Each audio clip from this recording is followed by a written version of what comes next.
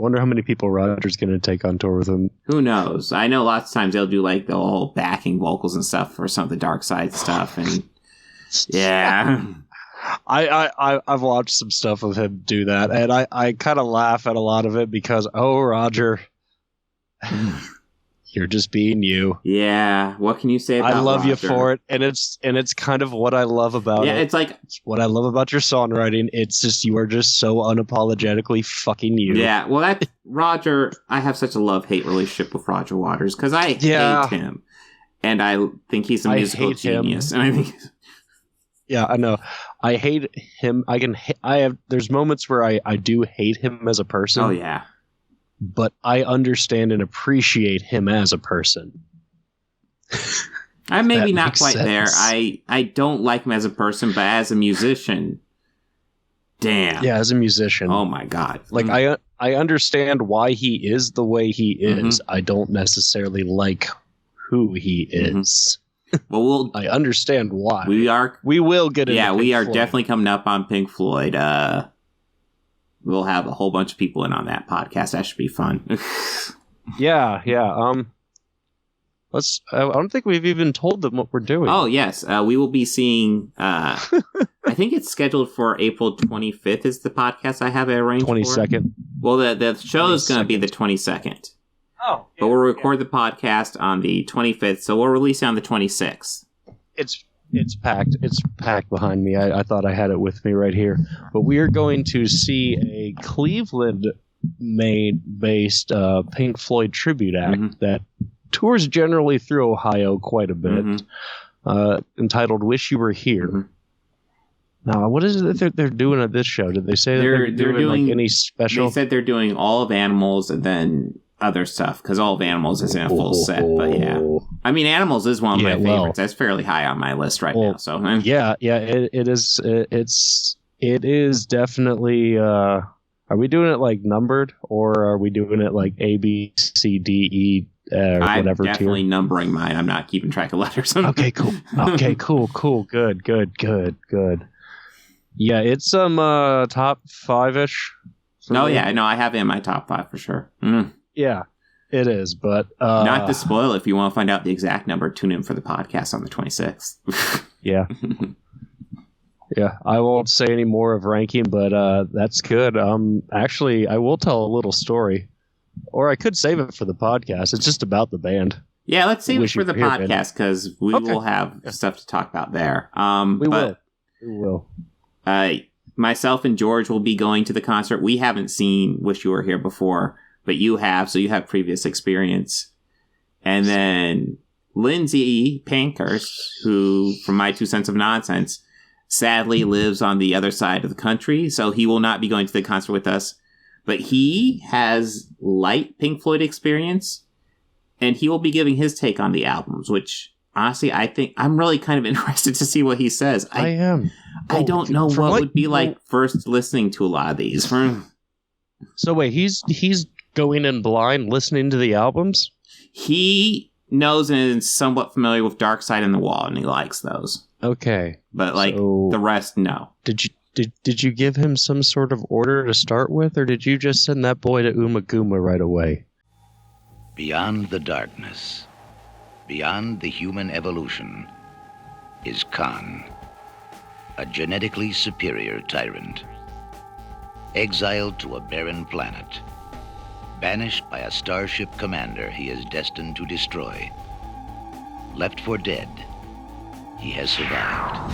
We have no idea what's coming next. Dad! Even Superman won't be able to stop it. Has that plane really got a chance of getting through?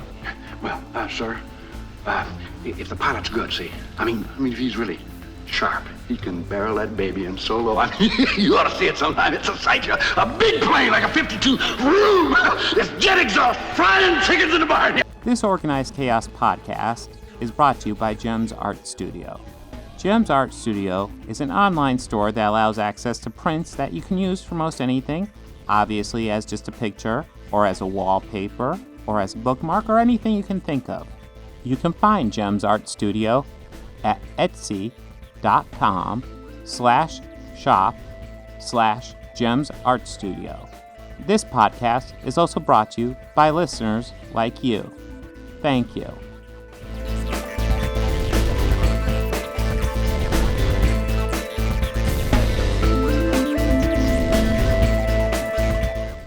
Hello, and welcome to another Organized Chaos podcast. My name is Bobby Quarters, and today with me, as usual, is Bob. How are you doing, bud? I am still here, still working. A little tired today. Oh. Coughing, stuff like that. Yeah. It's good fun. It's probably the temperature change, man. I've been kind of like a little backed up in the nose area. Mm-hmm. It's good fun. I don't know what you're talking about. It's that fun seasonal change for Ohio, yeah. Like, it changes on a dime. Oh, yeah. It changes every 15 minutes here. It throws your whole system into chaos. Yeah, it makes your immune system just go, what the fuck? Yeah. I've always, even like I would say even a little bit starting COVID, probably like when we heard about it was like, well, it's a good thing about growing up in Ohio with how different the weather is so much. Mm-hmm. Like, I kind of feel like our immune systems are kind of used to wild cards. Yeah. So, something to be said for used that. to it. Yeah. And if you're here checking in to see if CP's here, yeah, I did talk about him being on.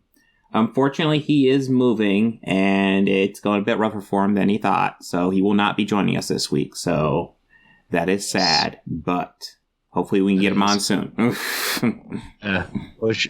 Hope he has all the best, too. Yes. Moving is never fun. No, moving sucks. I'm not looking forward. I'm going to have to move from here at some point, and I'm not looking forward to it, because you always lose something that you're going to miss every move. Guaranteed. Yeah, absolutely. There's no avoiding that. That's become a fact of life, I've learned. Mm-hmm. Yeah. Yeah. I mean, sometimes it's the last lost when I moved, because when I moved to where I'm at now, where I moved with my where I moved in with my wife, well, girlfriend then, now wife, but I moved just from one apartment to another, and I still had a lot of my stuff still in boxes because I didn't have room to put it all away anywhere. Yeah. And it just kind of fit better. I was like, you know what? I really don't need any. So I'm just going to keep it packed up because I really don't need any of it. It was more just like my knickknack stuff I would have lying around the house, some books. Like, I maybe kept the box of books on top, so if I wanted to get in and read one, I could just open and find whatever I wanted to read. And I think I can only unpack my movies. Yeah. Makes sense. I mean, movies are important. Well, yeah, but after I unpacked said movies, I just didn't have a table anymore. They were all just kind of in random stacks on my table. But yeah. But I have lost some stuff. Oh, yeah. I've lost a hat, like a beanie I really liked. One I had for years. The one thing I remember is I had it was a magic deck. It was a Well-Wisher Elf deck. If you know anything about that, it's just a deck kind of designed to piss people off. You just heal like mad. like a deck like that, you end up with 200 life in a couple of turns, and then the other person is just getting annoyed because, it's not like you're attacking them with anything because you don't have anything to attack with. But, you have 200 fucking life. But, I kind of miss that. It was dumb, though. I have a much better Magic deck now, so... Oh, well, then all's well as this. Yeah. It gives you an excuse to make a deck that's actually good rather than one that just annoys people. I think the only thing that I've ever lost in a move that I was, very kind of a little salty about for a period of time was a bit of, art that an ex and I had both kind of went half on.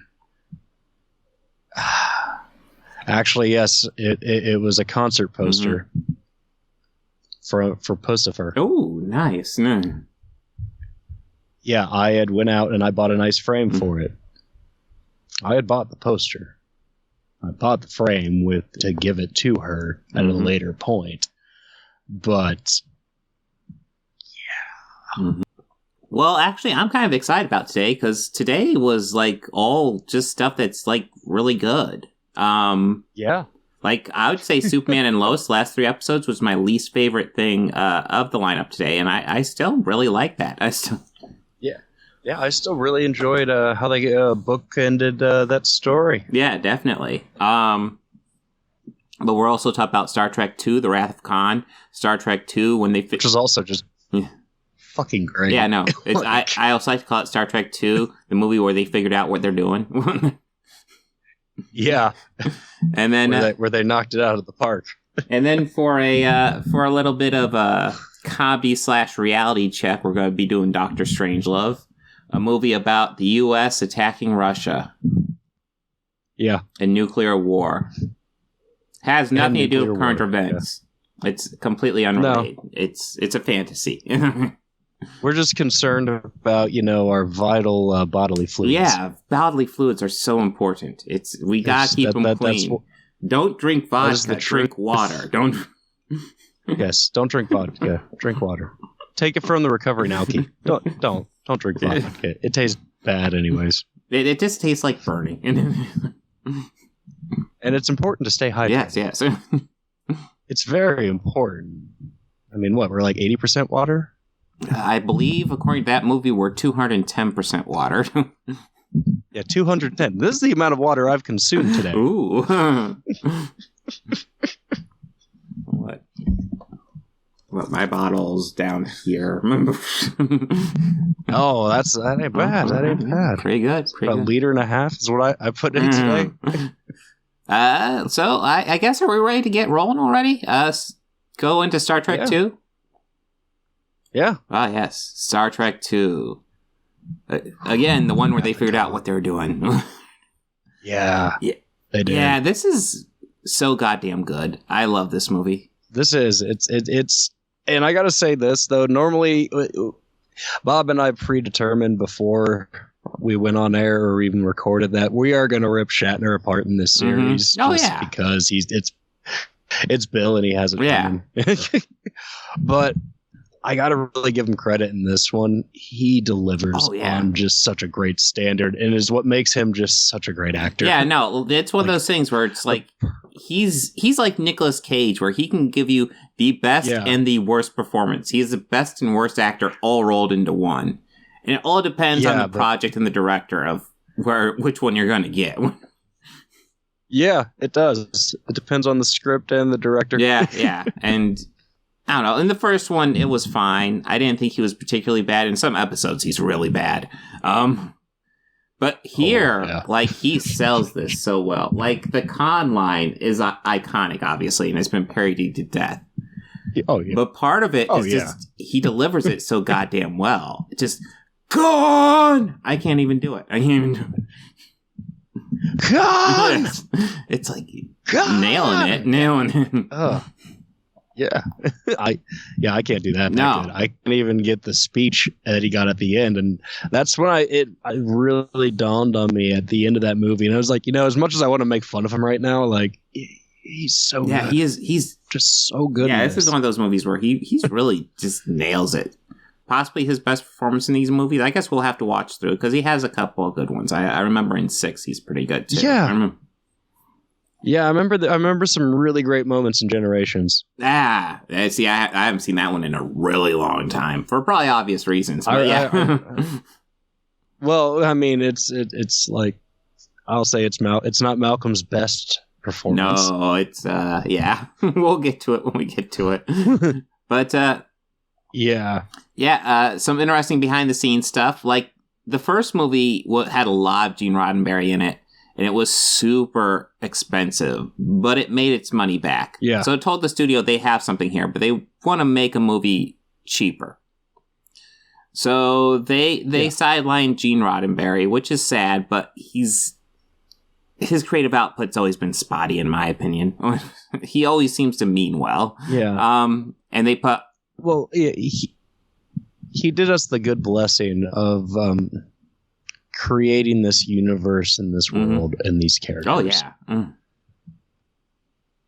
I mean, I feel that from what I've understood and what I've read and watched from various documentaries about it, how you say his creative input at times is spot. Yeah. And I agree with that wholeheartedly. I feel that, he in moment thinks of something that'd be better for a character or a plot device or, and yeah, in the moment that sounds like a really good idea in your head, Gene, but like the groundwork has already been laid. Let's just let the cards fall. Yes, for sure. Yeah. But, yeah. Where was I? Oh, yeah. The studio went to Harve Bennett to produce this. Yeah. And he hired Nicholas Meyer, based off what he saw from a little movie called Time After Time, which we might have talked about at some point. Yes, I have the slightest recollection of Time After Time. Well, Time After Time was a low-budget sci-fi movie, and they're looking for somebody who can carry something like that. Nicholas Meyer was not familiar with Star Trek when he was hired, but he watched the original movie, and I don't have his exact quote, but it was something like, I don't know if I can do better, but I can do something less boring. Yeah, I don't know if I could do better, but I could make it less boring. Which I can appreciate. He's being real. Let's face it, that first one's a bit of a chore. It's a bit of a chore. Yeah, it is, but this one still had its fair amount of enterprise porn. Absolutely but it was much less. It didn't quite make the quota of the first one. Standard that we'll get for pretty much the rest of the series, unless it's like a new Enterprise, then we're going to get a healthy amount of it. Well, which surprisingly, from what I do remember of my first watch of all the series, I do remember the ship getting destroyed a lot. Well, we haven't even gone to the first destruction. Completely. Yeah, now. Yeah, just as a whole, just that little note. Yeah. Well, at this point in history, the ship has been destroyed once, so... Once? Yeah. I wonder if they'll maintain that through the next movie. Shut up. Hopefully. They did. This one did have kind of an end credit scene or a post credit scene, or would you say mid credit? Did it? I don't remember that. Or where it showed the pod on Genesis. I thought that was the end. I thought that was that was the end. Yeah. Yeah, I thought that was just, maybe it was mid. That is the end. Yeah. I don't know. No. Maybe it's because I'm used to seeing post-credit scenes. I know. Having to wait for them. I just assume that, some things are just that. Well, I want to say there's like a crazy statistic, like before like Marvel movies, there was like 2 end credit scenes, period, in movies. Yeah. It's just like, what? Just always 2. And then now we see it in other films. Yeah. Like, it's just kind of, I think Masters of the Universe had one of the very first end credit scenes in all of movies. Okay. Which is like, wow, okay. Masters of the Universe. Yeah. It's Dolph Lundgren, isn't it? Yes. No. Sweaty Dolph Lundgren and bad CGI. Oh my God. Have you seen that ad? The ad? It's a TV ad. Have you seen it? Yeah, it's like he's like leaning over a building and somebody's about to fall and he's like, "Here, grab my hand." "I will, but you're so sweaty." And it's like a horribly de-aged Dolph Lundgren. No, I've and not. It's just like bad. He looks like shit. Yeah. It looks like shit. Just kind of going, "Oh God." I'm just more. I don't know what I'm more surprised by. That somebody saw that and thought, "That's good. We're gonna release that. Pay that man." Yeah. The fact that those 2 actions have occurred and that is the end result. No, commercials usually have a huge budget. So, I mean, unless it's intended to be that bad, but are they just saying that Dolph just makes only those shitty movies? Because the last time I checked, he's not Neil fucking Brennan. No. Are you sure? His are at least subpar entertaining. Yeah. I mean, Dolph's are at least mildly entertaining. Oh, for sure. They're not like, for your consideration. Good, but... But, Nicholas Meyer... This, however, should have been. Yeah. Well, Nicholas Meyer... I think we got derailed, but now I have to collect my thoughts. Collecting thoughts is tough. I have to pick them up off the floor. I'm sorry. I'm just throwing a wrench into the spokes here. Well, after he was hired, Nicholas Meyer, of course, watched the first movie, had the comment about, hey, I can make one less boring. And then he sat down and watched the entire original series because what he wanted to do was bring back a villain from the original series. And what do you know? Season 1, episode called Space Seed. Ricardo Montalban guest stars as the villain. So, yeah, he arranged to get Ricardo Montalban to reprise his role as Khan from the original series, which, I'm not going to lie, Space Seed was never an episode that thrilled me, but Montalban was obviously the standout of that episode. Well, yeah, and also the fact that the character looks completely different. Yeah. I did go back and watch that. I almost did, but I didn't, and... Yeah, it does set up the movie nicely, though. Like, you get to see exactly what happens. It does. Yeah. It does. And you could even see the girdle. Yeah. What? No, what are you talking about? No. You can totally see the girdle in that one. No, my favorite thing about watching those old episodes is when you're watching in, like, HD. So, like, they start a fight scene, and then they cut away. And it's a different shot, and it's clearly two completely different guys in similar looking clothing. Different actors. Yeah, it's not even close. It's not even... I've noticed that they use a lot of those same stunt guys. Mm-hmm. Oh, I'm sure. And then again, watching them in HD, I've noticed that. I've also noticed that sometimes, especially with the background red shirt characters, sometimes the uniform's a little bit too big for them. I'm sure. It's not made for him. He's in one scene. By holding up their sleeves and holding a clipboard. Yeah. Like, I've seen one they kept pulling up the sleeve. Just try not to make it obvious. This suit is totally made for me. It's just, yeah. I am Helmsman. Yeah. I've been here for a long time. Williams. This is my first day. This is going to be great. Oh, son. Although this movie does bring up a kind of minor, I don't even know if it counts as a full-fledged continuity gaffe, but Khan recognizes Chekhov. Yes. Who didn't even start on Star Trek until season 2. And Khan was in season 1. Mm-hmm. Yeah, I thought that was rather interesting, but sure. Yeah, well, you could always make the argument that Chekhov was there. We just didn't see him until season 2. He maybe hadn't made it to the bridge by that point. Sure, he was maybe still one of the lower ranks of the ship. Sure, maybe. His job was intake. Yeah. That's how he would have met Khan. Sure. I'm trying to throw Walter a bone. Yeah.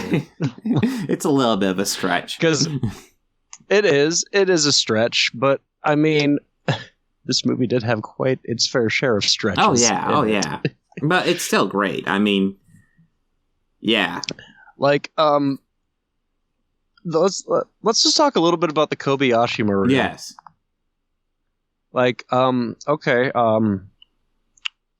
what do you do? What would you do? That situation. Well, that's the thing. I'm not really sure what I would do different than like what Savick did in this movie. Raise your shields faster. No, well, yeah, that's the thing. I thought about that, and I have that in my notes. Just like ask, what would you do in that? How would you handle it? Let's see, the distress call from the ship. It's coming like in the middle of the Phantom Zone, right? Yeah, the whatever zone. The direct, like the direct middle of it. Like, yeah. So there's no flying outside the perimeter of it, close enough to beam them in. Yeah, that is kind of a no-win situation. Well, it's designed to be that way, and it is. I do like Star Trek 2009. I want to state that immediately, but I do feel like they talk about here how Kirk's solution to actually win, and he was the only guy who actually beat that scenario, was what do they call it? Just unexpected, not that, but an unexpected irregularity. Yeah, he did something weird to somehow win it. He hacked it. And then 2009, it's revealed it's just hacked, and it's like, oh no. Well, yeah, he hacked it. What Kirk did? I don't think they ever really reveal what he did. Or than him I'm not hacking sure it. if they Yeah. did. No. I don't think he hacked it. I don't think Kirk did. I don't think Bill's Kirk did. Chris Pines, he admitted to hacking it.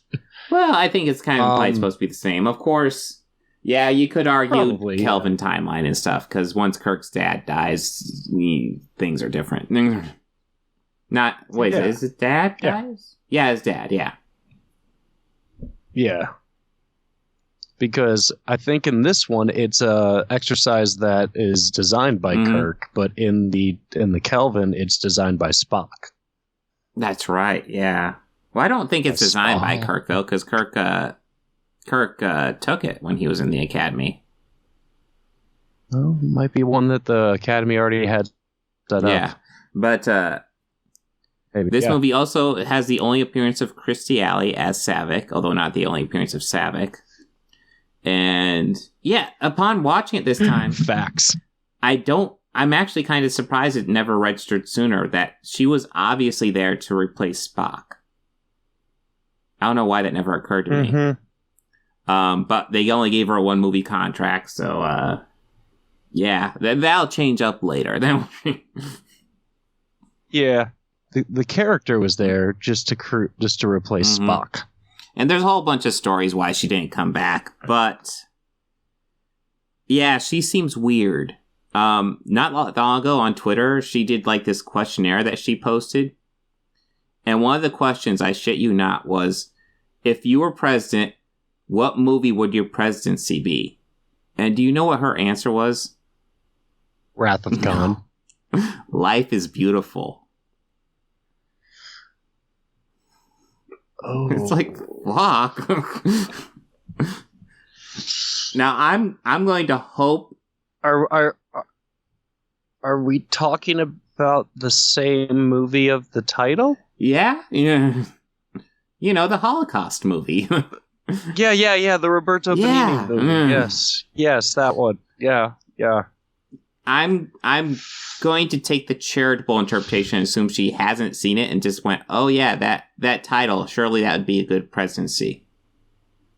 That's the charitable reading of that, because otherwise, what the ever-loving fuck? Awfully fucking generous. Yeah. Well, it's other than that, it's like, what are you doing? This movie also gave me heavy Dune vibes at first. Dune vibes. Oh yeah, well, especially on Ceti Alpha. Yeah, 6. Is he supposed to be on 6? But yeah, because I think 5 was just 5 was destroyed. And then yeah, very much so, because he's on the whole desert wasteland with his crew, his children. Yeah, his crew, his genetically engineered crew that survived. That he keeps referring to as children. Yeah. Well, I don't recall any of them really having a role except his second in command, who he was awesome, by the way. When he died, I was actually kind of like, oh, that's kind of sad. That's kind of what was it? Joaquin, I want to say. I don't remember the name of the actor, but he did a good job. You know. But yeah, Ceti Alpha 5, I believe they're marooned on. It blew up. They switched orbits to Ceti Alpha 6, something like that. And Khan's wife died, a whole bunch of his crew died, and now he just wants revenge against Kirk. Yeah. And that's pretty much the whole story. It's a whole Moby Dick thing, down to a point where they have Khan essentially paraphrasing Ahab a lot. Oh, yeah, they do. I picked up on that too. It's like kind of going, wait a minute. Yeah, I didn't catch that. Why have I never caught that the many times I've watched this movie? Yeah, he's insane. He's going he's going Melville insane. Oh yeah. One thing I wanted to point out to this that I wanted to bring up that I thought was nice is the actual uniform design. Oh yeah. And all of it, how like it had this newer look, like kind of like you kind of believe they were more of a higher, like, ranking officer, like I don't know. It's hard to describe. Like a lead of a lead, I guess. No, it's kind of interesting. So they made whole new uniforms for the original movie. And then for this one, what they did was they like patched those uniforms together to make something new. So these ones are just kind of patched together and stuff like that. That being said, these ones look so much better. It's kind of amazing. I'm shocked how they kind of just patched them together and came up with something better. But yes, Khan is very quick. It's Chekhov and Paul Winfield that go down to the planet. Which is kind of an interesting combination because I believe that's the captain and the first officer. Not usually your best away team combination. No. But worst away team ever. It happens all the time in the original series too. Every time that the other actor, what's his name? Paul Winfield. Thank you, Paul Winfield. Yeah. Anytime that he spoke any line to Khan, I just kept thinking like, "Don't worry, you're safe in here. There's none of us cops will let anything happen to you, Miss Connor." I just kept thinking like, you lied to Sarah Connor. Yeah. Shame on you. He didn't know. She didn't know? They weren't listening to Reese or her. Like, they clearly warned them. In their defense, you hear about time-traveling robot from the future come to kill her. You're not going to believe it either. Well, from what they described to me about it, and then actually, investigating that crime scene at the club, a few other mysterious reports from across town that I would have heard in the past few days. Yeah, I would. Okay, I'll bite. How do we stop it? Because that's kind of all unusual, and you say it happened because of it. Okay. And your name is Sarah Connor, and all these other Sarah Connors are dying. We're talking about a different movie, and yes. Well, that's another great movie we'll probably have to talk about at some point. We'll probably have to talk about Terminators, because... That's kind of like a great sci-fi. Like, when you rewatch it, you realize that's like a horror movie. Like, the second one's a great action movie, and the first one's far back. Like a horror movie. So, I mean, that's another one that has a really messed up timeline, too. Oh, God. No, that timeline's shit. Like, I mean... have you seen any of the newer ones? No, the Terminators. I've seen all the movies. I've seen. Oh, okay. Like all of them up to date. Chronicles. Yeah, all the movies up to date. Okay. Yeah. So you know the big shocker in like Dark Fate? Yeah, the one at the beginning. Yeah. Yeah, I'll admit, I almost turned it off. I was like, fuck this. Well, I was in the movie theater, but yeah, I was just like, oh, come on, really? Are you fucking kidding me? Yeah. Yeah, hey, they did bring Eddie back for that. Yeah, for like just to fucking kill. Yeah, just to CGI him to shit and then kill him. Totally worth it, right? But yeah, speaking of guys going out to kill, we have Khan. Khan. He captures the USS Reliant, which is that's a name for a starship right there. It's Reliant. I don't know how I'd feel about that being the captain of the Reliant. The USS Reliant. It has it's nothing wrong with it, but it's nothing cool about it either. I would much rather be pilot of the Excelsior. It's like I'm captain of the USS Workhorse. Excelsior. Yeah, Excelsior sounds cool. That just sounds cool. You could attribute that to Stan Lee, I'm legit not too. trying to make... Well, I mean, yeah, and I'm legit not trying to make fun of Al Gore at all. Just like Excelsior is just a cool word. Oh, yeah. But Reliant, yeah, captain of the Reliant. Although it does make it interesting when you hear about the Reliant blasting away the Enterprise, because that's what it does fairly quickly once the Enterprise shows up.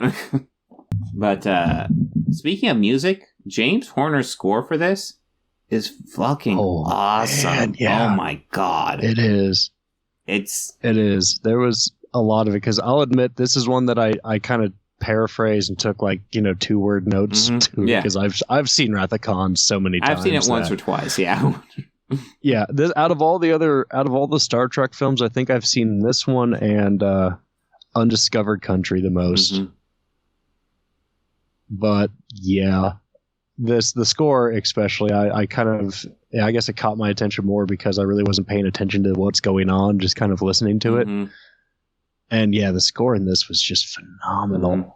Yeah. Just so big. Oh, yeah. It just nails it. I'm trying to think, is this James Horner's best score? Because I love James Horner, but trying to think what score he did that would be better.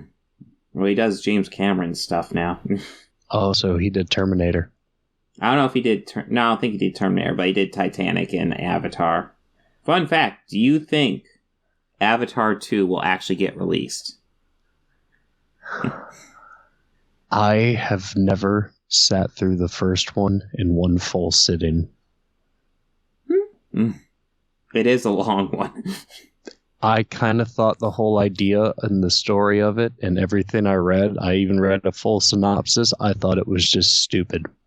I didn't want to waste my time with it. I mean, it sounded like kind of how South Park put it, Dances with Smurfs. Maybe, I don't know. It sounded like a combination of Pocahontas and the Smurfs. I don't know. Just a more brutal retelling of it. I would say I enjoyed. I think visually it's fantastic effects in it. But it is very, very predictable. Like, you see where it's going, immediately. But you have to wait for 2.5 hours for the characters to come to that conclusion that it's going that way.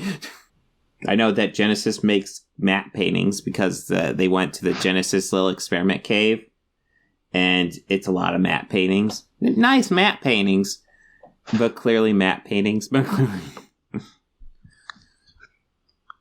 No, clearly matte paintings, but they did look pretty cool. Yeah, I mean, they look nice. Oh my god, OBS is messing with you. Your window keeps on shrinking and then enlarging. How dare it. But yeah, shall we talk about the big death? Which...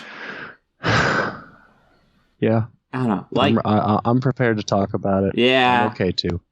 So it was so Spock sacrifices himself to restart the engine, the hyperdrive, by reaching his hand. What is that, pure energy? Something like that. It was supposed to be just radiate the shit out of himself. You know what I mean? Just radiating the shit out of it. Yeah. He reaches in with a glove. I don't know why he didn't. I mean, he didn't have time to get on a full suit. But moves some stuff around, finagles it with his big glove, gets it back on, and saving the ship, letting it go into hyperdrive so that they can get out of there before Khan self-destructs the other ship. Yeah. Which he does in great dramatic fashion. Oh, in 60 seconds it takes him to make the decision and crawl over. Yeah. To the switch, and then another 20 for it to come out and confirm that he wants to. Hey, Ricardo Montalban carries that well. I actually timed it. I was like, good God, dude, you are chewing the scenery at this point. Well, yeah, that's what he does. Yes, that is what he does so well. But yeah, Leonard Nimoy didn't want to do another movie when he did this one. He was kind of done. He was tired of being Spock. And it's weird watching it now, because I imagine at the time, when you're watching this when this first came out, you're like, oh my god, Spock's gone. Oh my god. Spock's dead. Yeah. Yeah. But my generation, the first quite a few movies were out when I started watching these and picking up on it, the story. So the third movie spoils it immediately if you know the title. Yes, yeah. The third film entitled The Search for Spock. Yeah. Or, I'm sorry, Spock. Spock. Spock. But, let's see. This movie also introduces some characters that we'll see throughout. We already brought up Savick, but we also get, actually, I don't think Carol ever pops up again unless we're talking about the reboots. But we get David, Kirk's son. At least in the next one. Yeah, he pops up I think she's in it. I think she might be in the beginning and then that's it. Maybe. I don't think so, but maybe you're right. We'll find out. Well, because I do believe that's on the itinerary next week. So, no. Yeah, because I know that the next one is Klingons. Yes. Christopher Lloyd Klingons. I was frozen today. Christopher Lloyd and John Larroquette Klingons. Great Scott! Yeah, I got the jokes on it. Because midway through this one, I realized, oh, that's right. Christopher Lloyd is a Klingon. Oh, yes. I mean, both this one and the next one are just loaded with Genesis jokes. And my daughter and I were just like, well, he's wanting Genesis, but which one? Does he want the lamb? Does he want a trick of the tail? We don't know. Maybe Duke. Maybe he wants newer Genesis. Maybe he wants... Yeah. Definitely the newer. Yeah. Do you prefer trio or 5-piece, dude? Be specific. Trio. Or do you want it with traveling horns? Because that can happen. Yes, we can make that happen. It'll take some juggling and some Tetrising, but we can make it happen. For sure. They might have to be suspended. I think we're largely done with Star Trek 2. Yeah, we are, because, they have a funeral. It's very moving. Yes. Kirk, he gives, probably the best delivery. Yeah, when he kind of cuts that little bit. That was good. No. I mean, a part of me really wanted to laugh at it, just because it's a sad moment, but also, it's Shatner. Yeah. And I couldn't find it. And it was just, God, I was just so captivated by his performance in that moment. Yeah. And it's like we said, he can deliver when he wants to. Absolutely. And boy, when he does, it's so good. For sure. But we see a pod go out into space, and then later see it on a beautiful, flourishing planet, and you see it's beeping and making sounds. We're told to think that, hey, that Genesis pod is there with Spock in it. Yeah. And I do believe that was added. The planet's reliving. I do believe that was added in not post, but added, obviously it was done post, but added a bit later when they did some test groups and Leonard Nimoy wasn't as sure whether or not he wanted to come back or not. He was on the fence about it after they finished the movie. When he went into that movie, he was ready to be done with it, and when he was done with that movie, he was like, that wasn't bad.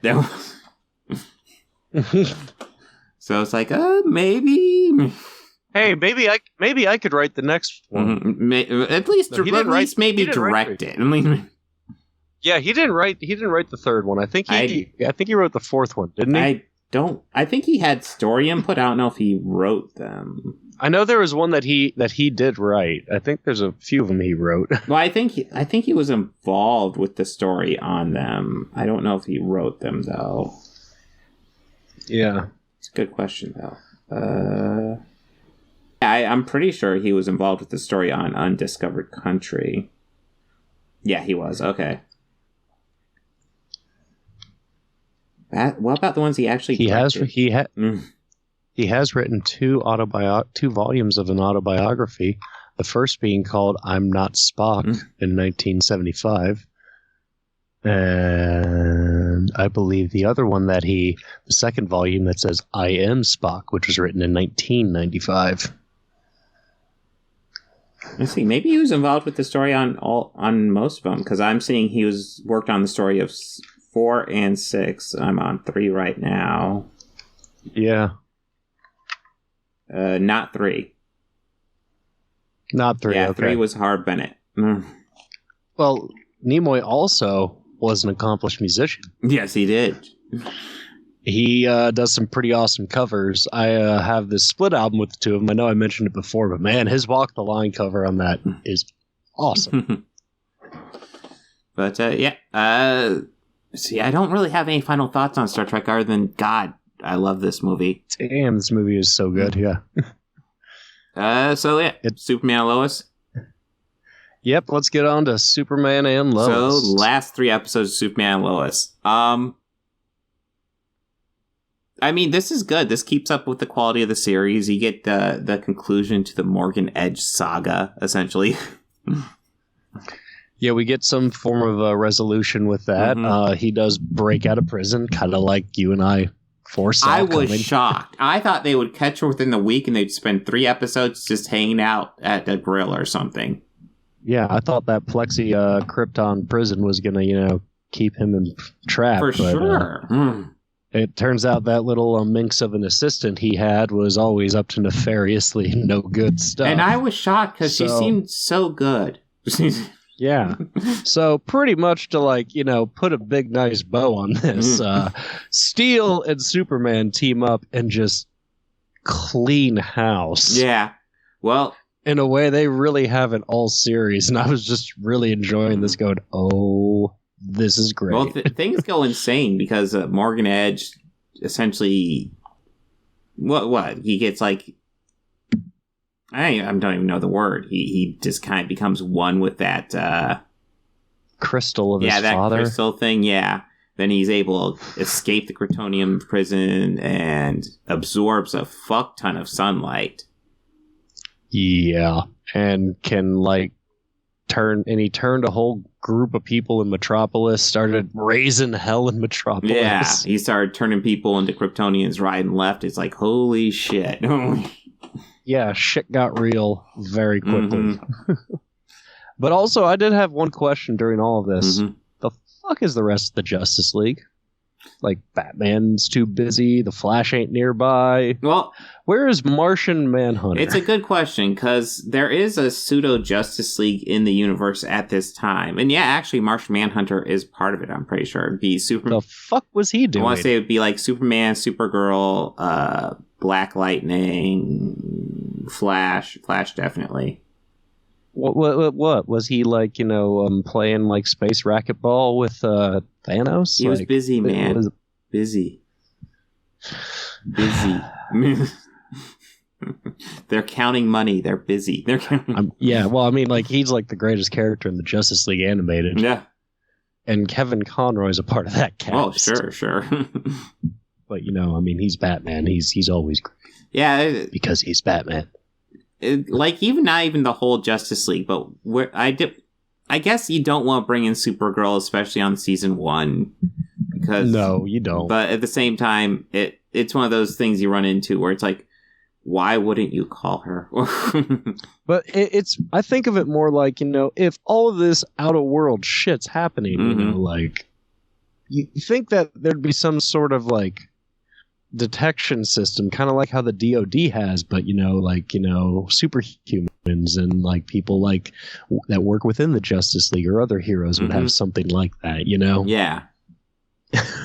Well, I mean, Superman has his family; he'll have those devices, and you'd think there'd be something like that, Yeah, you'd think that there'd be something like that for other superheroes, yes. Like I mean, like kind of like a portable bat signal. Yeah, exactly. But yeah, this did wrap up nicely though. The Morgan Edge ends up kidnapping the boy. Yeah, Jordan. Yeah, Jordan. I knew I would get it. And and then Morgan Edge's Kryptonian father, his spirit or essence or consciousness becomes possessed into Jordan, and he and Superman have a fight. Which I did love the part when he threw his dad, or like they were fighting and they went through the lava. Yeah. And he was like, yeah, now you have to learn. It's like lava would slow him down. Yeah. You're even a Kryptonian, dude. Like you. Come on. No, it burns. Ow. Yeah. It's mildly irritating. Yeah. Oh, damn it. I'm going to have to replace that sleeve. I knew the stitching was going in that elbow. Damn it. But I really, really like this actor who's Superman. Yes. Like, I really, really enjoy how he's portraying the role. Like, I'm almost kind of on the fence about saying, like, let's just give him a Superman movie already. It's an argument. I don't know yet. An argument. It can be. Absolutely can be made. Or at least have him be Superman in a movie. What? I've already brought up one of my biggest complaints is the suit, because I feel like they add too much padding, and we've seen him without his shirt in this series. And he is buff as fuck. And I almost feel like, why they got push it over? Why they got... Oh, he's Superman. It's part of the iconic look, I guess, but... I get you. Yeah.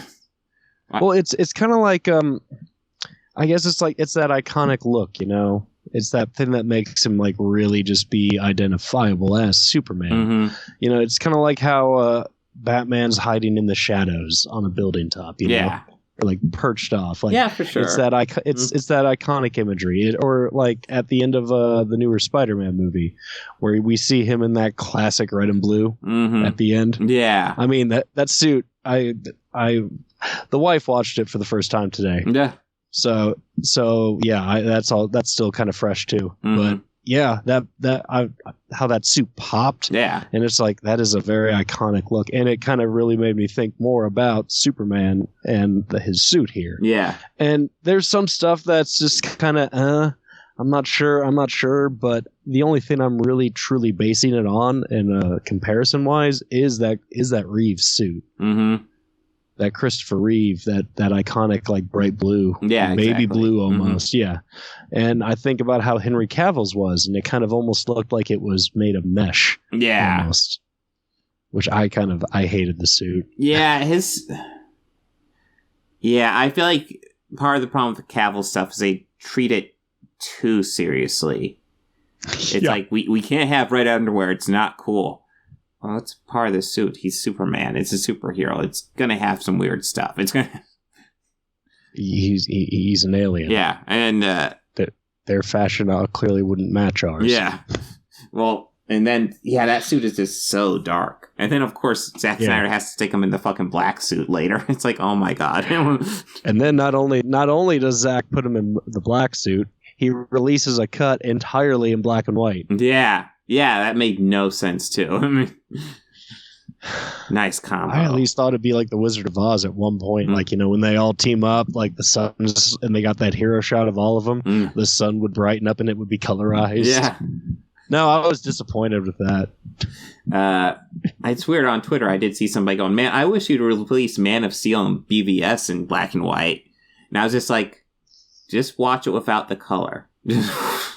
Go into your TV settings. Boom. Go into. I will say that Man of Steel in black and white would be okay. Yeah, that would be cool. Yeah, that would work. But then all those beautiful Zack Snyder style shots wouldn't be as meaningful and bright and colorful as that movie was for a Superman movie, and how dark it got. Yeah. I don't think anybody was ever like, hey, this Zack Snyder movie, we need it to be darker. I think we're almost forgetting to mention at the end the big reveal that happened at the end. The big reveal. Steele's daughter. Oh, yeah. John Henry's daughter. We don't know the full story, but she's alive and well and in this universe now, so... And called Lois mom, and that's how they ended the season. That's right. She called her mom, and it was just like, awkward. Oh, yeah, about that, hon. Weird. I was thinking there was more I wanted to talk about here, but it was mostly just a lot of fighting between Kryptonians, and we got a little reenactment of Steele's wife getting murdered, except this time he was able to save her, so...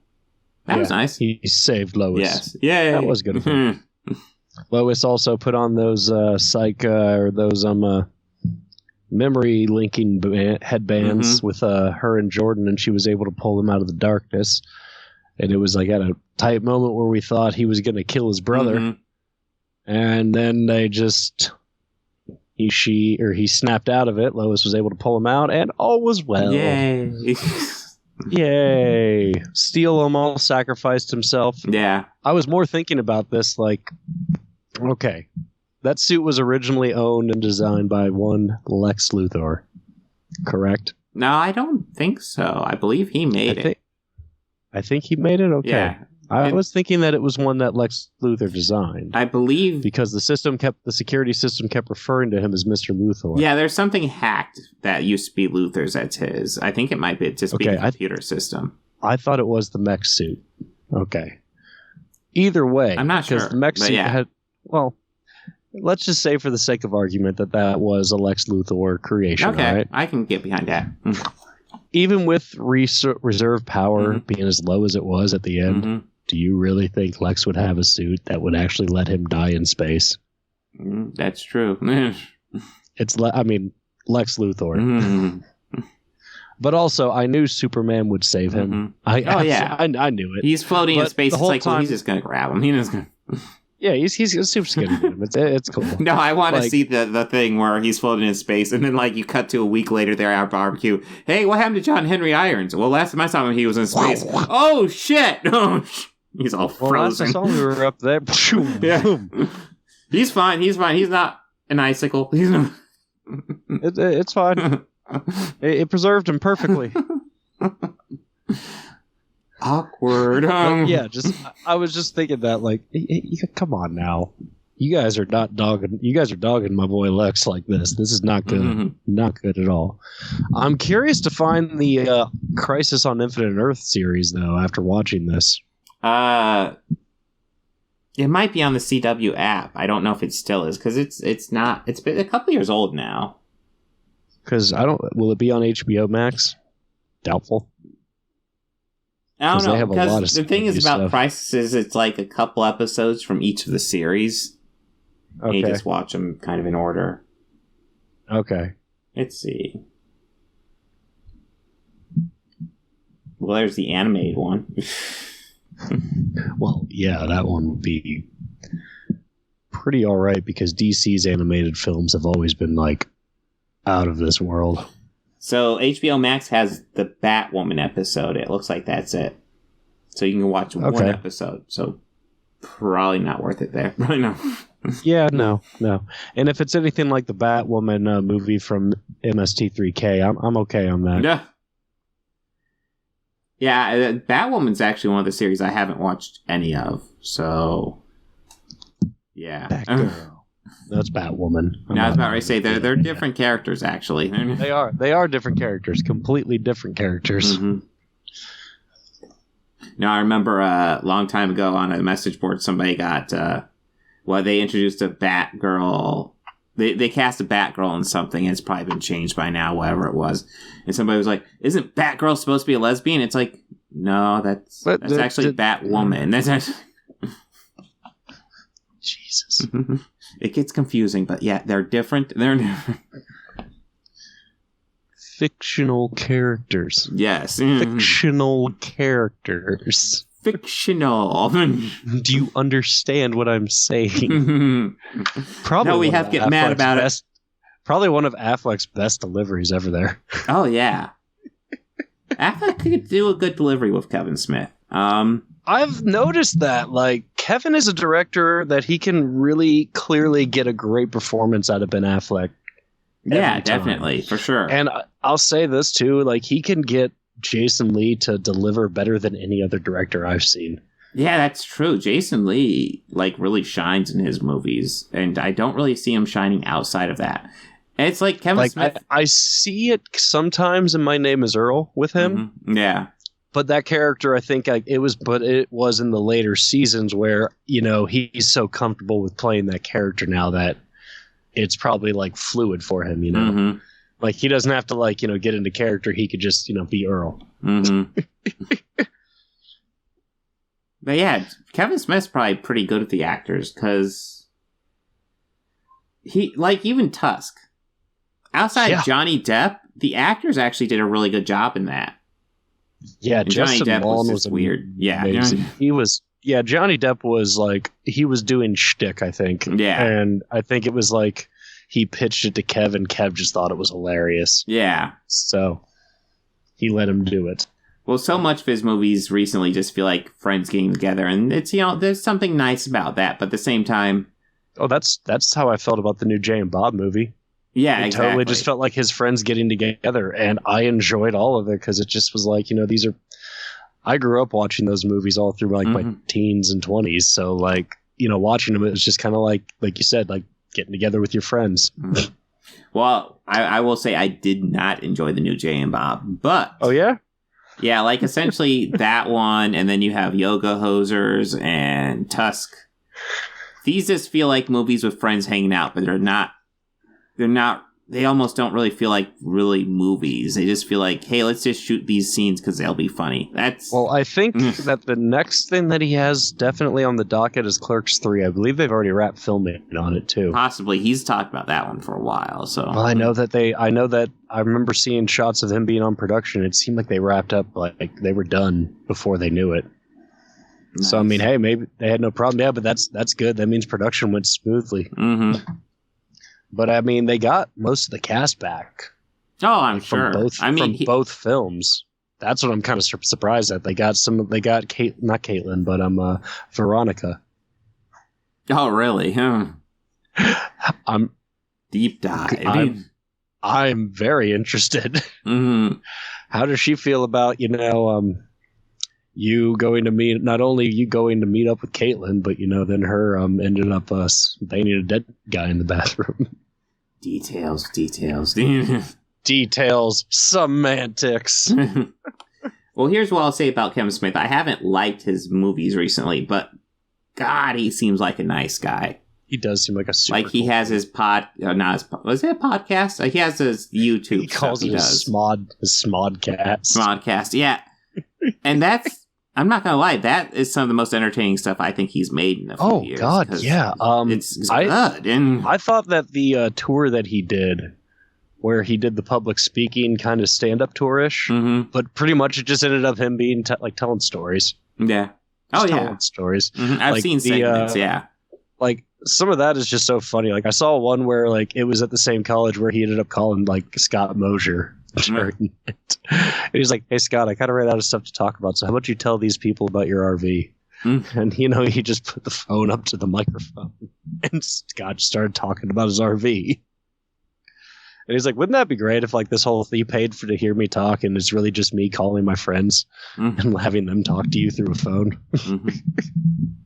But I do feel like we've gone off topic, but I don't really think we have much more on Superman and Lois to say other than season 1 is very good.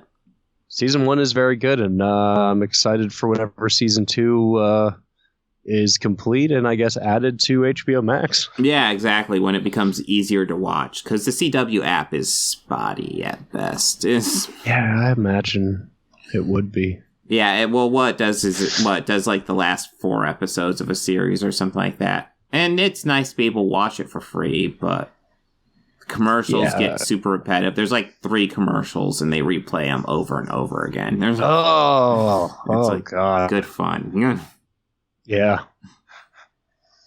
But are we ready to look at the end of the world? Yeah. Dr. Strangelove. Or How I Learned to Stop Worrying and Love the Bomb. This could also be called the worst Doctor Strange movie. I don't know what Doctor Strange book this is supposed to be based off of, but like apparently he has a strange love. What? I think it's just Doctor Strange Love. Oh, love. This is the porno Doctor Strange? What? Strange Love. Yeah, leading up on our road to Doctor Strange and the Multiverse of Madness, we have Doctor Strange Love. This series takes an interesting turn. Yes. No, this is the war comedy, I guess satire film. Yes, about the end of the world. Yeah, it's hard to classify this one, but it's definitely a Kubrick classic. Oh yeah, I was actually trying to think if there's a Kubrick movie I like better than this, because this is fantastic. I love this.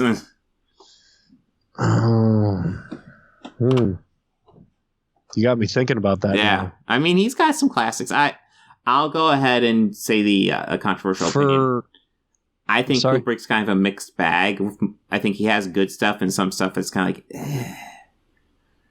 but this is definitely one of the good ones, and I think it's his best. What is it? That old English one, the one that takes place in Victorian England. It was he made it right before Clockwork Orange.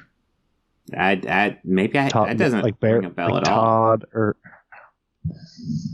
It's like the name. It's the title is a name, like a first and last name. Oh, Barry Lyndon was. Yes, Barry Lyndon. Okay. Yes, it was done after. Okay, my mistake. I don't think I've seen that one. Yeah, actually, looking at this, I'm like, wow, there's actually a lot of these I haven't seen. So I guess I'm judging it based on like 2001, Clockwork Orange, Shining. Well, let's do that. Let's list off the Kubrick. Let's list the Kubrick films that we both have seen. I've seen Eyes Wide Shut. Yeah. I've seen A Clockwork Orange, Full Metal Jacket, The Shining. So I haven't seen Full Metal 2001, Jacket. 2001, and Dr. Strangelove. So yeah, I've seen those, but not Full Metal Jacket. Oh, you should. That's good. I know. That's one everybody quotes all the time. It is good. It's a little rough the first watch, but it's good. I will definitely say, without doubt, the worst of those is Eyes Wide Shut. Yeah. Not even competition. No. I mean, that's a tricky one, man. That's a tricky one. Because, like, I mean, subject matter aside, like, it's not, I don't really consider it a Kubrick film. That's true. He did die during production, so... And Spielberg took over. Mm-hmm. And you can kind of tell the shots that are Spielberg, like, yeah. Yeah. I don't know the full details of what he took over. I don't know if he took over any of the principal photography or any of that. But I don't know. That one is just, it doesn't feel like a Kubrick movie when I watch it. Feels like it tries to get there, but it just kind of hangs out on that like edge. Or what, are you finding more out about that? No. According to this, Kubrick died just 4 days after presenting Warner Brothers with what was reported to be the final cut of the film. Oh, okay. So did he finish shooting? I know Spielberg was involved with like wrapping it up, maybe putting together the edit for the studio, and he might have done reshoots as well. Well, because he and Tom were like almost inseparable at that point. Well, I mean, Kubrick and Spielberg were big friends too, which it's brought up how like they have such different styles, but they were very close friends. It's interesting to know that not only like him, like okay, so like Spielberg, Kubrick, Coppola, and Lucas were all best buddies in film school. Mm-hmm. And it's hell just of a like class. Yeah, that's a hell of a graduating class right there. And I think like Milos Forman was in there too. Like, just Jesus Christ, guys! Like, that's a powerhouse of just names right there alone. Mm-hmm. Oh, but yeah, I find that interesting that all those guys are just buddies, like just college buddies. Yeah. And you know they've made so much entertainment for years of our pop culture. It's fun to think about, but I don't know. You say you have not seen Full Metal Jacket. Okay. No. That one, there's like the obvious, you know, Kubrick cinematography and, you know, detail. But, all right. I would say, visually, I'd say 2001 is my favorite. Oh yeah, I would give visually that. That's not my favorite overall, but visually, yeah. For its use of color and light, A Clockwork Orange. Yeah, because that one is just kind of beautiful. Mm-hmm. It is beautiful chaos. But this one, I don't know. It does have its own feel, and I can't. I don't know if it's my favorite. I don't know if it's my favorite Kubrick, but it is up there. It is up there. Yeah, well, this one... You get that feeling of tension the whole time as you're watching it. Oh, yeah. Well, what this reminded me of, watching this one, it reminds me a lot of Don't Look Up. Yeah. Now, this is obviously way before that. This is way better, too. Even though I thought Don't Look Up was probably one of my favorite movies of 2021. This is mine too. This is one. Yeah, it was definitely one of mine, too. It's definitely the same, like, style, where it's like, here's... like a ridiculous situation, but it feels all too possible. Yeah. I mean, if you haven't seen Dr. Strangelove, essentially it's all about a general, is Ripper the guy? Yeah, he just kind of goes mad and tells a plane armed with nuclear bombs to go bomb a weapons site in Russia. Well, he tells like 25 of them. That's like... Yeah, 25. Yeah, like he has like a number. There's like a large squadron of them out, and he sends a mass order out to all of them. Mm-hmm. And we follow one bomber crew who follow every specification of the opening protocol of the mission, which also means disabling communication equipment. Yes. Essentially, the code is supposed to be, okay, essentially Washington has been destroyed, so now we have to make our second strike against whoever did this. shut down all communication and do your business. And there has to be a very specific recall code done to bring them back. Which, of course, only the one crazy general knows, and even the president can't do anything about it at this point. He can't get a hold of him. There's a bridge commander, or not a bridge commander, I guess kind of like a liaison officer from England, the XO, who's with this, the XO, with him. So with this rogue general, and he's just trying to keep this guy calm the entire movie. Listen, it's all crazy. We need to do something about how crazy it is. And the first step is to tell me the cancellation code. Yes. We'll do that, and you'll give me the code. Yes. Just give me the code, for love of God. And this general is also the one who is very concerned with our bodily fluids. God. They never really fully lash out why, but... Well, they do to a degree, and that's how you know it's crazy, because he talks about the act of making love. I made love, and I released bodily fluids, and I felt so empty afterwards. And afterwards, I decided I'd never do that again. It's like, oh my God. So Jesus. It's beautiful. It's like that's the whole world's going to end because of that. This general's fucking batshit crazy. Lovely. Meanwhile, inside the war room, where apparently there is no fighting. Yeah, no fighting inside the war room. We get another appearance on this podcast from George C. Scott, who plays a general, a warmongering general, who was just all about some fucking murder, and I loved every second of it. Well, George C. Scott is great in everything, period. That's my general rule. Yeah, he's just amazing. He's got himself a girlfriend that, I'm sure he's fully committed to. He sounds like he's fully committed. He seems like... That's when I first noticed it. I was like, that's George C. Scott, I can tell. It's like, I was watching with the wife, she's like, how can you tell? Listen to that sigh.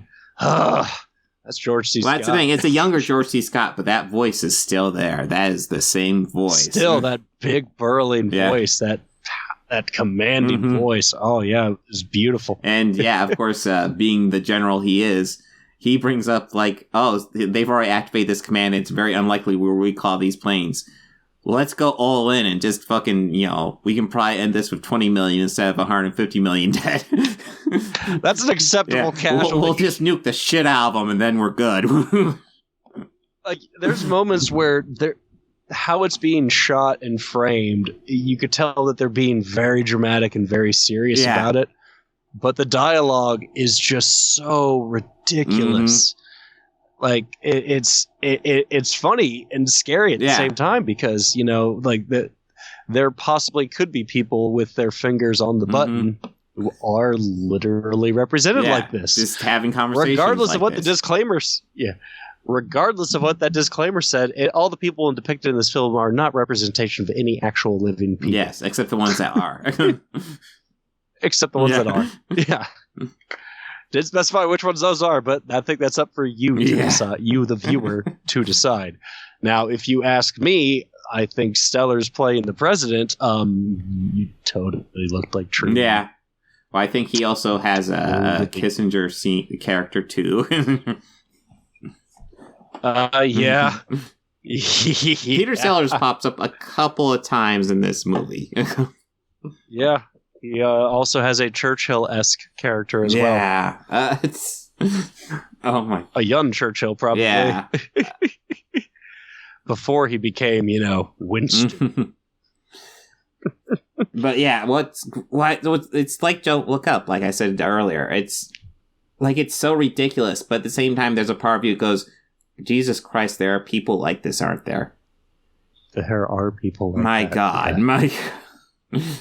And there's people who are like as gung-ho as the pilots of the men in the plane. Yeah. Which actually, I wanted to bring this up because Slim Pickens, who plays the captain of this group of men, Slim Pickens is a character actor from the 70s and 60s and 50s, as well. I believe he's had like a long career of it.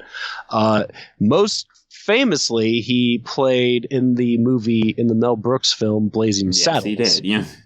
He played the assistant to, I think his name is Taggart, yeah. Hedy Lamarr. No, Hedy Lamarr was Harvey Korman. Yeah, well, that was the guy who was the assistant to. Oh, his name was Taggart. I got you. Yeah. And Hedy Lamarr played the assistant to the governor. Yeah. Who was played by a pantsless Mel Brooks. Yes, he was. He has boxers. What? and I'm trying to say that and keep a straight face. That movie is classic. But a pantsless Mel Brooks.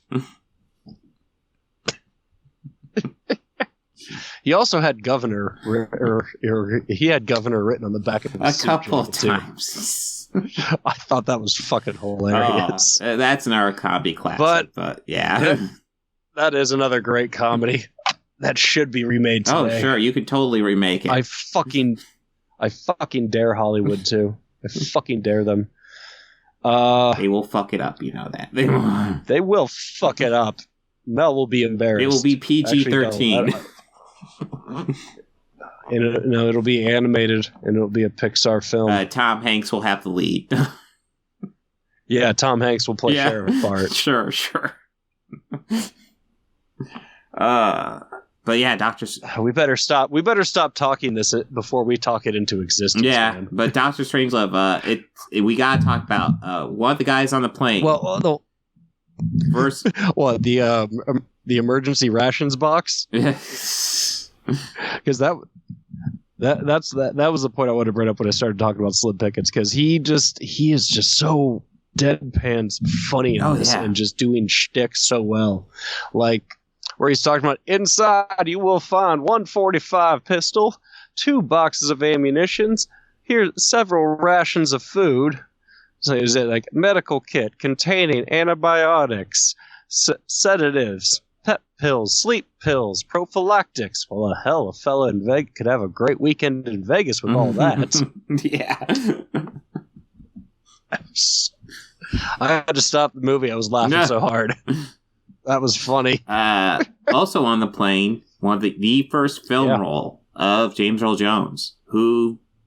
Yes. Not much of a character. He probably has about a dozen lines that are used as reading off readings, but it's worth noting. Because it's James Earl fucking Jones. He was just... Yeah, I mean, he was pretty much just going, what's our vector? Yeah, except, the serious version of that. Which... Roger. Yeah, a lot of this movie is played kind of serious, which is kind of why it's scary. Because a lot of it is. And it's funny because, like, whenever it's, like, the military jargon, like them in the ship, all of that felt very genuine and real.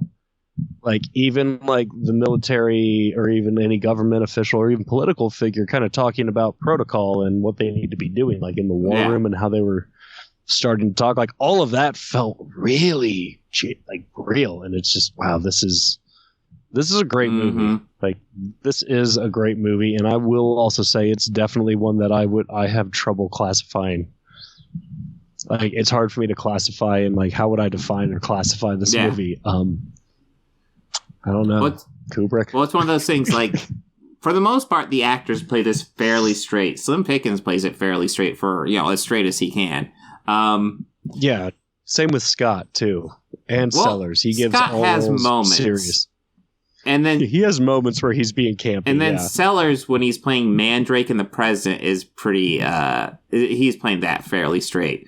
But, like, yeah, he definitely has some fun with Strangelove. Oh, he does. He does have a lot of fun, and him fighting all of his Nazi urges. I believe he referred to the president as my at least once, yeah. He gives the Nazi salutes to him at least once. He fights and bites his own hand. I can walk! Of course, after the world is essentially ended, one of my favorite moments is when they're trying to figure out, okay, what do we do now? Well, what we can do is we can find some mine shafts. We have to find some beautiful women for all of us so we can reproduce. It's very important for society. And all of a sudden, they're all on board. But then all of a sudden, it turns to, we need to make sure we have the best mine shafts. We can't get the Russians get the lead on us on the mine shaft. We can't have a mine shaft gapped. And then it just all goes to hell. Yeah. It just all goes to shit. The Russian was a spy the whole time. Yeah, he's a Russian ambassador, of course. Of course he was a spy. I could have told you that. I would have had that man searched before he even... Well, I mean, the entire point he was called in for was to report to the Russians on what was going on, which, of course, George C. Scott's general character was 100% against. Yeah.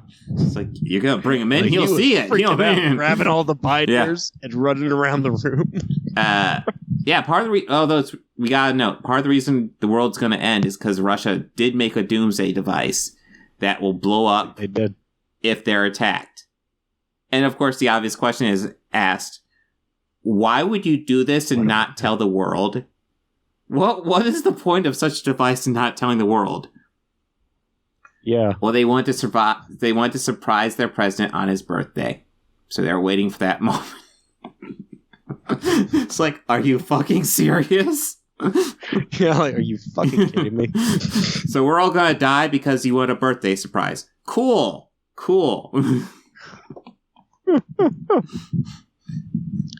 But yeah. Oh man. I love this one. I'm trying to think of other things because I know there's so much in this movie I absolutely love. There is so much. Well, we could talk about the deleted pie fight ending that never made it, or like I don't even know if there's any copies of film of that, but I've seen still images what was of it supposed to be? That's about it.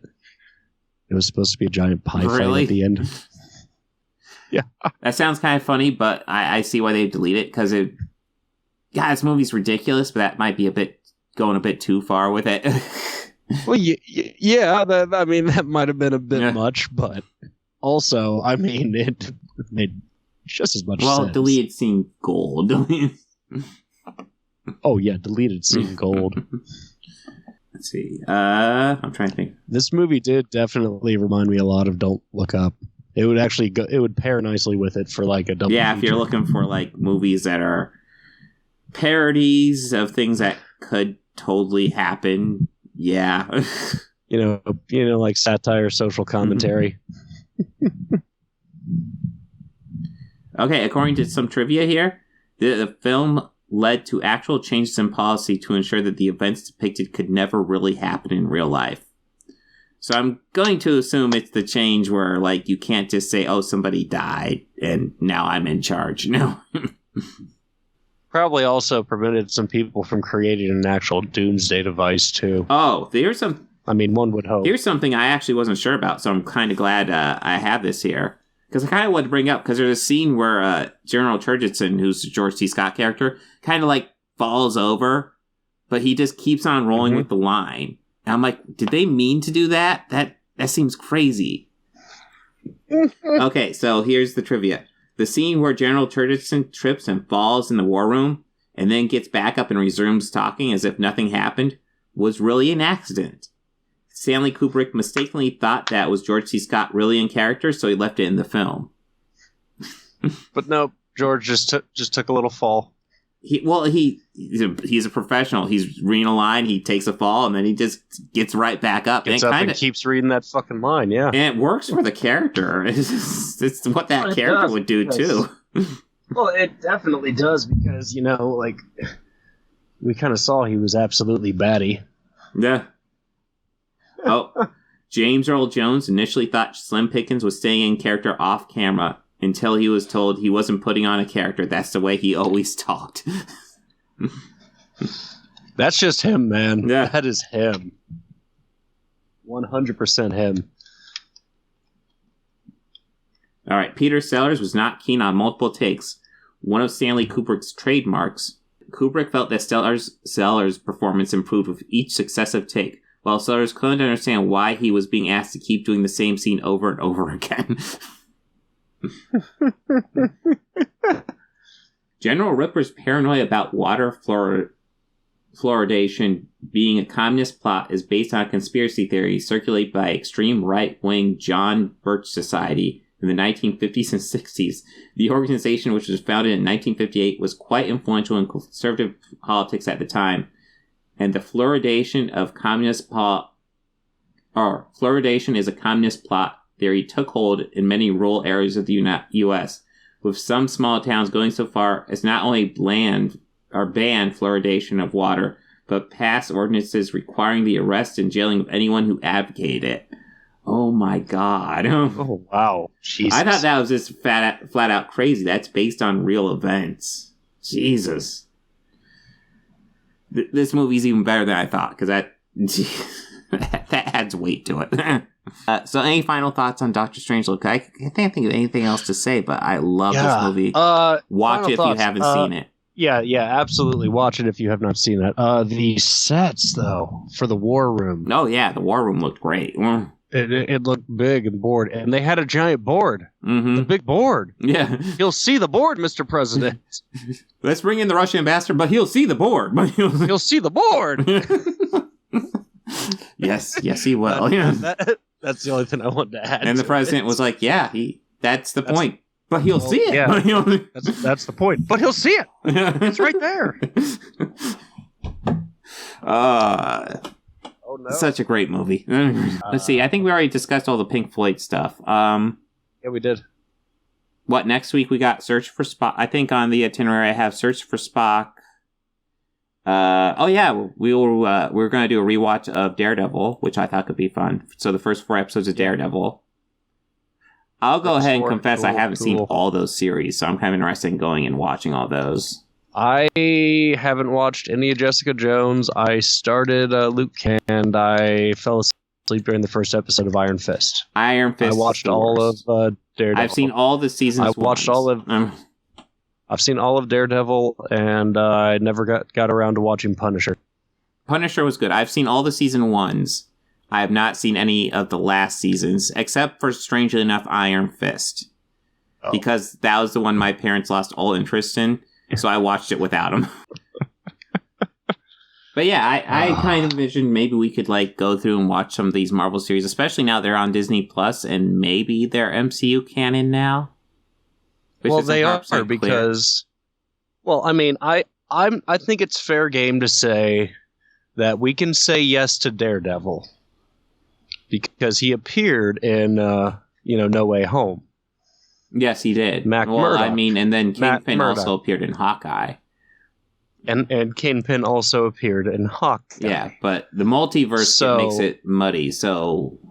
Well, what I'm thinking about it, based off that logic alone, all right? So it would be fair to say that because Daredevil appeared in No Way Home, anyone connected to him and appeared in that Daredevil series would also, by extension, be in the MCU. Mm-hmm.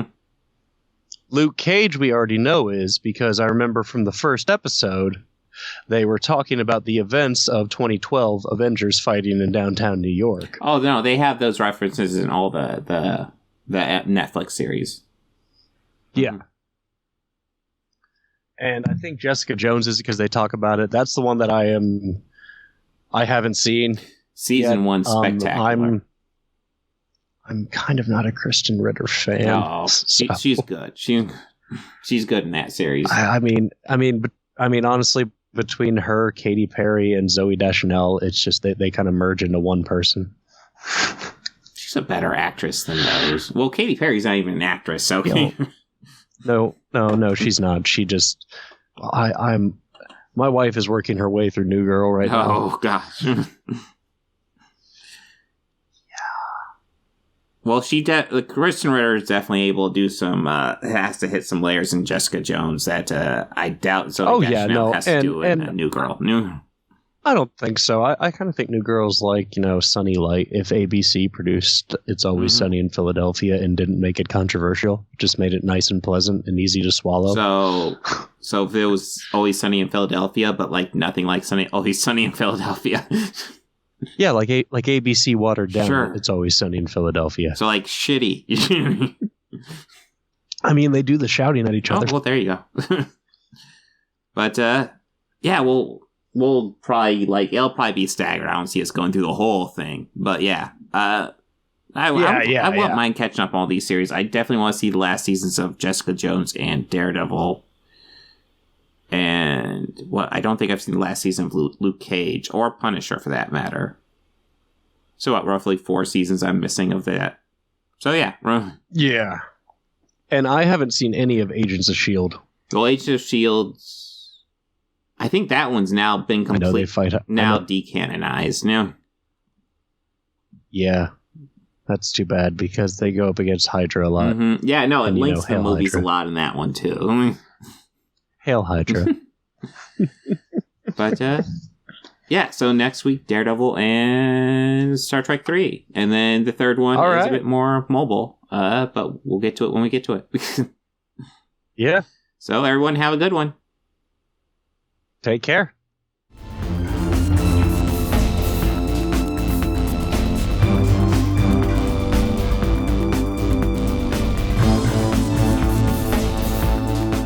I want to go ahead and add some audio credits at the end here. The theme music you're hearing at the beginning and end of this podcast was written and performed by George Johnson, a very good friend of mine. And my current Patreons are Fel Martins, David Lara, and Lindsay Pankhurst. If you'd like to become a patron, go ahead and follow the link down below. Anything you can provide would be incredibly helpful to this channel. We're barely limping by right now. I'd love to make this my full-time job. I'm miles away from that right now. So any help you could provide, just $1 a month would be amazing. You know you want to. All your friends are doing it. I'm sorry. My brother just sent me a text. He's at a concert right now. Oh, who's he seeing? Bob Weir. Oh, okay. I've heard of Bob Weir. Yeah, he's one of the rhythm Grateful Dead guitar guys, player. isn't he? Yeah, okay. Yeah. Bobby's touring now with a band called the Wolf Brothers, where they play a lot of Dead tunes and mostly Bobby's tunes, but it's just kind of Bobby's style. He's just old man out there still fucking rocking, having fun, looking forever like your dad on vacation. Yeah. Forever. Like, here, Bobby is the gentleman up front with the guitar. Oh, awesome. Oh, yeah. Okay. We got a good picture there.